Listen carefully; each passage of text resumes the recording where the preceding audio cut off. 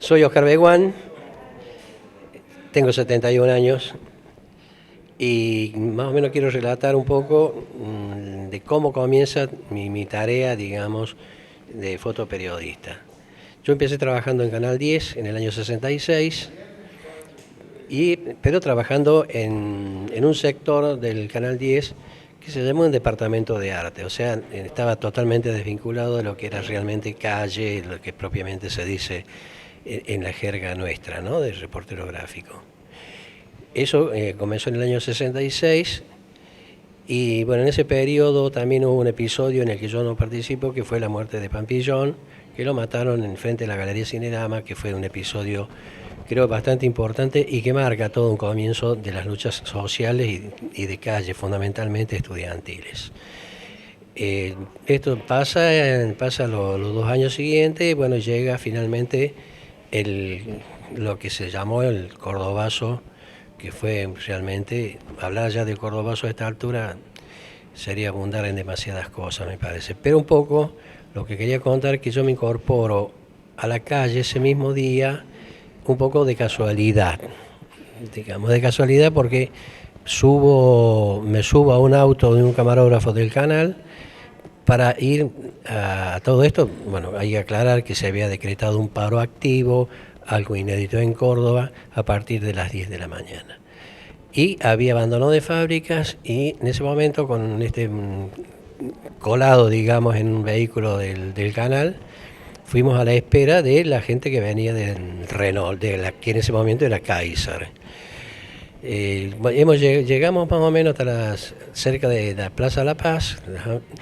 En la plaza, ahí se producen ya los primeros encontronazos, porque ahí había ya un cordón policial tratando de frenar la marcha que venía en parte en colectivo y parte venían caminando.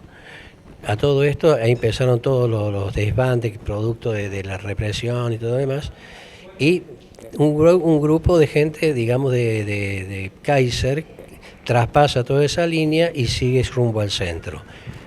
Todos sabemos que en el centro ya venía las columnas de Agustín Tosco, que manejaba Luz y Fuerza, digamos, venía en la parte céntrica, la gente de Fiat, que también venía por el otro sector del lado de Ferreira, o sea que ya había todo un conjunto de combinaciones, de encuentro, pero todo iba a ocurrir en la zona céntrica.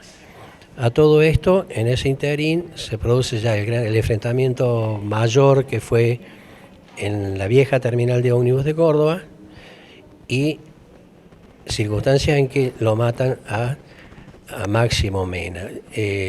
Estimo yo, en lo personal, que fue el desencadenante realmente de toda ¿cómo diría?, el descontrol ya de toda la situación, enfrentamientos terribles ahí con la policía, hasta el punto que obligan a la policía prácticamente a huir de todo ese sector.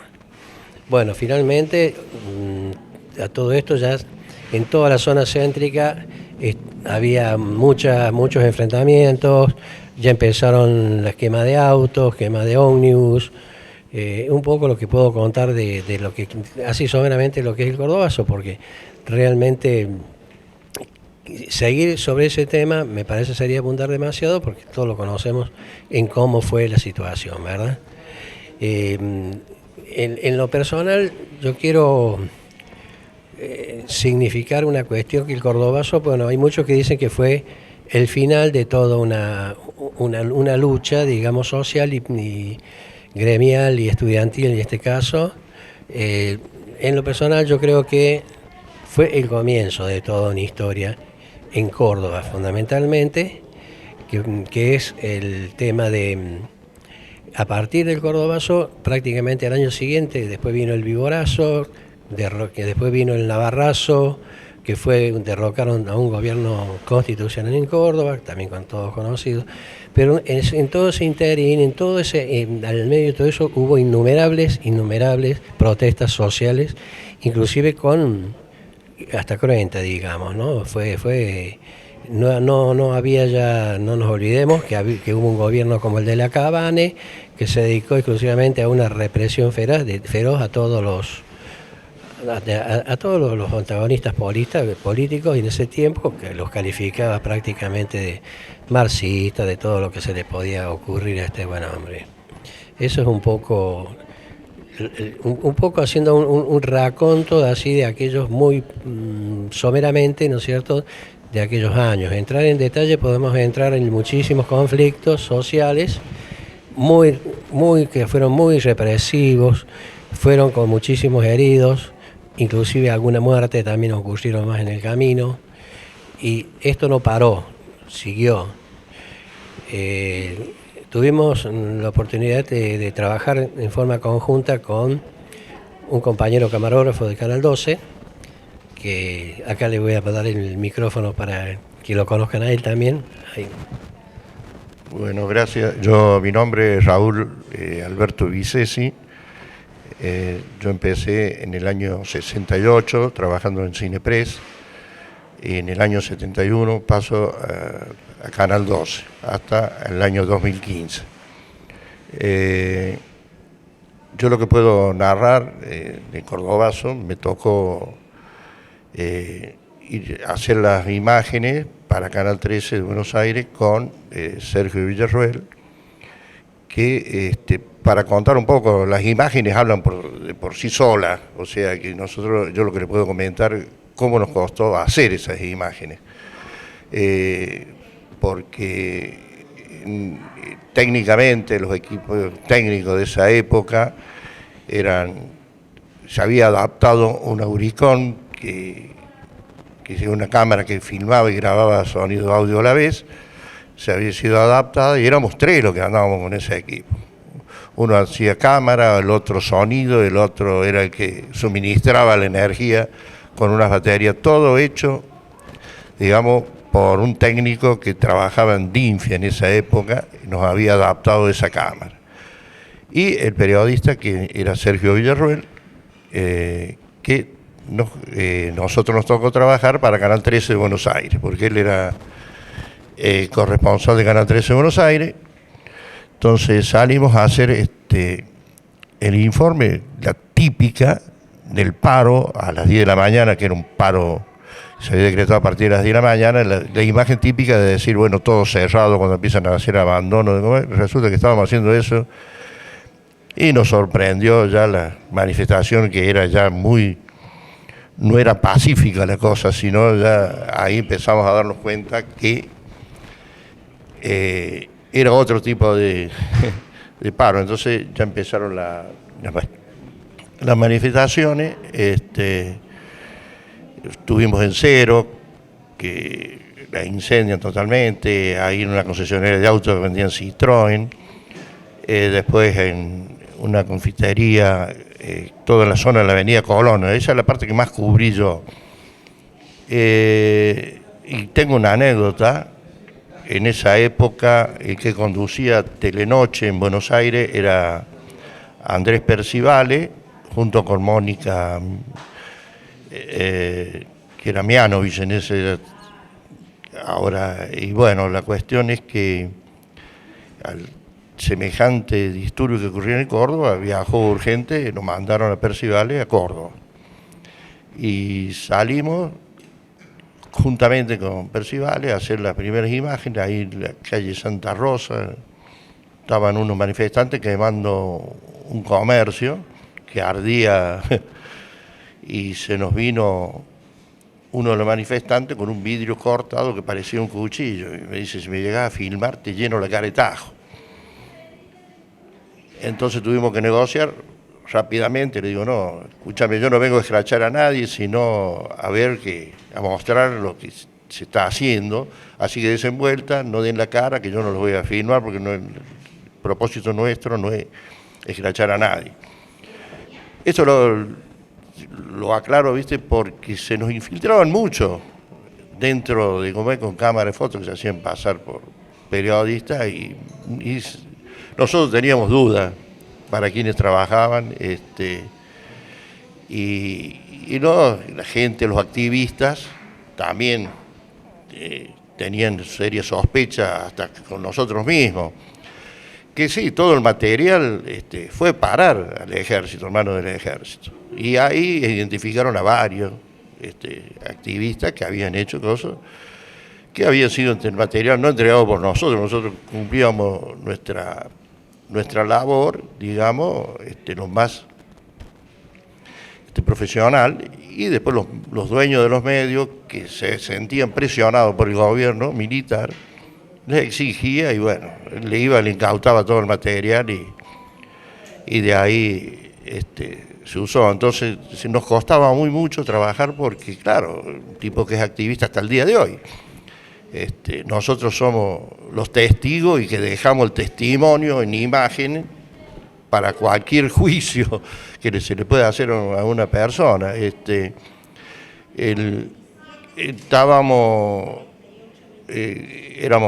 Éramos tres los que andábamos con ese equipo que lo hacíamos funcionar, y nos costaba sincronizar los movimientos porque con los grandes disturbios, y aparte teníamos que tomar la precaución de filmar de lejos que no nos agredieran. Teníamos que usar el teleobjetivo y bueno. De ahí, como a las 3 de la tarde, es cuando entra el ejército, nos vamos allá a la avenida Colón y Pedro Sani, algo así era, que de ahí era angostita la avenida Colón, se le llamaba el camino a la Calera, y ahí entonces grabamos cuando el ejército toma,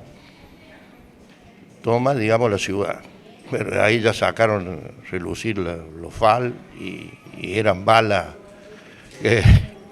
que ahí yo creo que a mí me dio miedo, y creo que a mis compañeros también. Después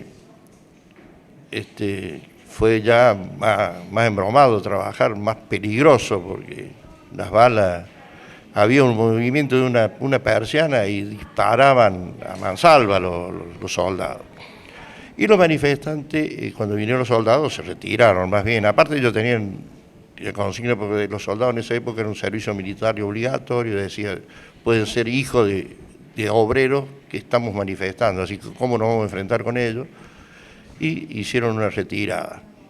Y hubo algunos francotiradores, después de que eso funcionaba a la noche. Nosotros nos tocaba, justamente la productora que nosotros trabajábamos estaba en el centro, teníamos que ir a buscar cambiar los chasis de película. ¿Y qué? En plena noche, en el ejército tuvimos que entrar con las manos en la nuca, caminando por el medio de la calle, y después para salir, fue que abrimos la puerta y nos dispararon como que no sabíamos cómo hacer para salir, para podernos retirar, porque era todo en el centro, en el radio céntrico. Vos te ibas a Alta Córdoba, ya salía. Acá, ¿qué me decías, Juan? No, quería hacer una acotación para volver al Cordobazo nuevamente, digamos. Una de las cosas que me grabó y se me grabó para siempre y que realmente fue muy impactante fue, además de la revuelta generalizada en toda la ciudad y alrededores, porque en los barrios esto continuó, en varios barrios, fundamentalmente lo que fue Barrio Observatorio, que fue la zona donde finalmente muere Máximo Mena. Pero lo que quería acotar con respecto al Cordobazo era, y que me impresionó y me quedó grabado para siempre, fue el grado de solidaridad que de la gente. Muchos de los vecinos, de la gente de todos los, inclusive departamentos, que tiraban cualquier tipo de material combustible, aportaban con todo lo que hubiese para poder sacar, ¿verdad? Pero lo que quería hacer hincapié y fuertemente fue el grado de solidaridad de la gente, de los vecinos. La gente le abría la puerta a los manifestantes perseguidos por la policía y los cubría y los protegía. Eso era lo que quería un poco acotar así en toda esta recorrida que tuvimos ese día. Sí, vos como decía Oscar, el tema, sí, eso fue notorio, cómo había colaboración, digamos, estaba todo el pueblo, digamos, en este hecho. Pero de ahí, como vos decías recién, que que fue el comienzo de una era de Córdoba y que nos marcó distintos hechos después, que no fueron únicamente cordobazos, sino el viborazo, el navarrazo, y después la peligrosidad que era para trabajar nosotros, ya no era fácil, porque todas las noches a mí me tocó, estando en el rectorado, fui a hacer una asamblea y decidieron tomarlo y me quedé y me dejaron encerrado allá adentro. Así que empecé a hablar con los dirigentes estudiantiles, che, esto tiene que salir en el noticiero, déjenme salir. Así que me hicieron, no sé, me llevaron por un lado y la cuestión que salí por allá por una puerta de la calle Vélez Sarsfield para llevar el material. Como ese hecho, después el sepelio de Agustín Tosco, el sepelio, me tocó el sepelio también de Atilio López, que lo asesinaron en Buenos Aires, y también con Cupeguán vivimos una experiencia muy, digamos, muy ingrata, que fue cuando, en ese famoso discurso de Perón, que, digamos, los corre a los montoneros de la Plaza de Mayo. Y acá estaba el brigadier de Cabana en el gobierno, había puesto unos parlantes en la casa de gobierno, y yo estaba cubriendo eso junto con Beguán para el diario Labor Interior y yo para Canal 12. La cuestión que había puesto unos parlantes no había en esa época pantalla gigante para que ver pero se escuchaba el audio de Perón. Entonces cuando sale eso, todos los adictos, digamos, que se decían, había izquierda y derecha, entonces venían a hacerlo de derecha, salen en manifestación, hasta a la Vélez Sarsfield, donde está la sede de UTA. Y viene la manifestación, y recuerdo bien a uno, eso me quedó grabado, uno que levanta un poncho y saca una ametralladora PAM, que se llamaba PAM, y empezó a balear al frente de UTA. Y con Beguán nosotros nos habíamos perpetrado ahí donde el seminario, ¿no? El jardín del arzobispado. El jardín del arzobispado. La parte posterior, digamos. Y bueno, de ahí nosotros filmábamos todo y no sé, y él sacaba su foto para el diario. La cuestión que había un carro de asalto que había cortado la avenida Vélez Sarsfield, o sea que lo estaba cuidando a esta gente, lo estaban tiroteando hasta que... Y vemos uno de los policías con un FAL que entonces nos apuntaba para lo nuestro. Nosotros empezamos a mirar para todos lados y no veíamos a nadie, éramos nosotros dos que estábamos ahí. Entonces, pusimos la cámara como filmándolo a él, y él ahí creo que se calmó, creo que vos me decís que, yo no me acuerdo, vos me decís que tiró un disparo. Tiró, pero no para el lado exactamente a nosotros. Él tiró por arriba de los techos del arzobispado. Evidentemente fue una cuestión intimidatoria, cuestión que lo logró. Sí, porque bajamos las cámaras y nos fuimos para el lado de la plaza, donde es la plaza Vélez Sarsfield, y bueno, de ahí de lejos tratábamos de hacer algo porque, como les decía hace un rato, que somos, digamos, unos testigos privilegiados porque dejamos grabado, filmado, lo que sucede. Nosotros lo hacemos todo, lo hemos hecho siempre con un interés periodístico informativo, no con ningún sentido ni que sea, pero se usa, esto se ha usado para un lado y para el otro, siempre se ha usado. Y acordate también, Raúl, que incendiaron la UTA, digamos, con protección absolutamente policial. Digamos que lo que querían, lo que buscaron fueron, saquearon, destruyeron, quemaron adentro, hicieron realmente del sindicato. Adentro, sino que salió por los fondos. Salió por la calle Belgrano. Por la calle Belgrano. No sabía que había una puerta. Y alcanzó a Atilio López en ese tiempo, alcanzó a escaparse por ahí con un grupo también de la comisión de la Unión Tranviaria Automotor, que era la UTA. Eso es un poco también. Y además acotar que esto no se termina ahí, siguió con enormes cantidades de protestas sociales, callejeras. Por eso hago hincapié en ese tema del cordobazo, que es como el comienzo de toda una época de lucha de todo del sector sindical combatiente de Córdoba, Está Atilio López, por supuesto, que también fue detenido durante el Cordobazo. Bueno, el Pío Torres, por nombrar, el mismo Atilio López, ¿verdad? Así que, bueno, es un poco de todas las experiencias, pero reitero que la continuidad que tuvo las protestas sociales en Córdoba en aquellos años, después del 69, 70, 71, obviamente, después vino la llegada de Perón, la salida de Cámpora, bueno, hechos políticos que todos los conocemos, ¿verdad? Y ni hablar de lo que significó, bueno, el final trágico del 76. Bueno, sí, yo creo que más o menos hemos simplificado un poco, ¿no? Porque esto es largo digamos, para contar una historia, para hacer ya un libro. Lo queremos hacer lo más sintético posible, más o menos. Nosotros es narrarle lo difícil que era, no era fácil cumplir nuestra tarea. Se corría mucho peligro, arriesgamos mucho la vida.